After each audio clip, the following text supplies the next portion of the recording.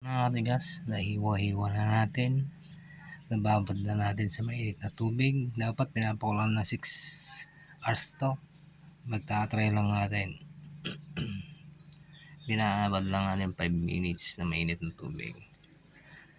Tapos lagyan natin ng darak. Konti. Tapos hiniwa-hiwa natin yung balat ng dahon ng saging.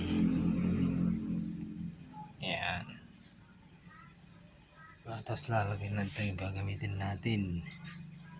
Yung hindi pa bumukang mushroom, kukunin natin sa gitna. Okay. Okay, walang hawakan.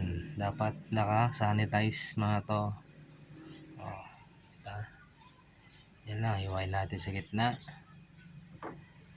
Kuha lang tayo dito sa gitna niya. Ay, nahulog. Yan. Yan lang, yan sa gitna kunin natin. Lagyan lang natin dyan.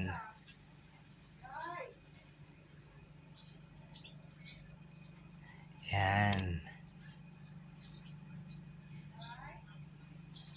So, isa sa gitna para mas maganda. Mas maganda daw sa gitna eh. Yan. Ito lang ang isa. Kuhain natin. Kunin natin yung nasa gitna niya. Walang hawakan. Ano lang.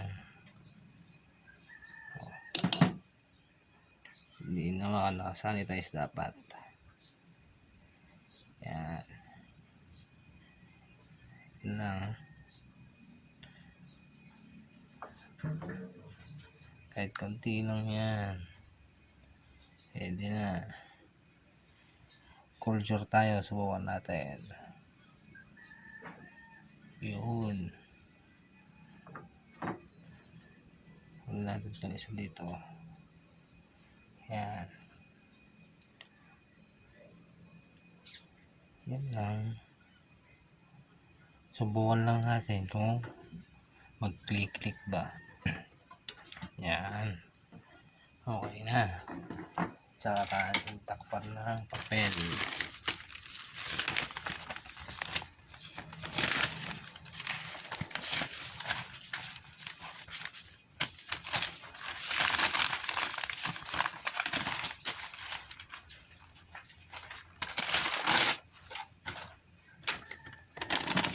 Natin yung papel. Tapos goma. Yan.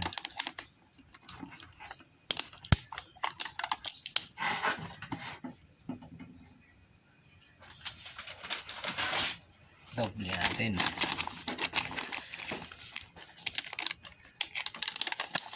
Yan. Sapan natin tela. Tsaka natin itago sa malamig na lugar na madilim. Okay.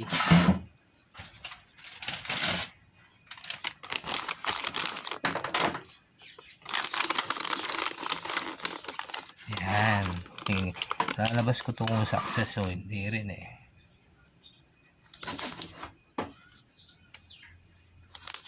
Yan. Yung binhi. Gagawa tayo yung kukulture tayo ng binhi ng kaputing saging. Thank you for watching. Katigas.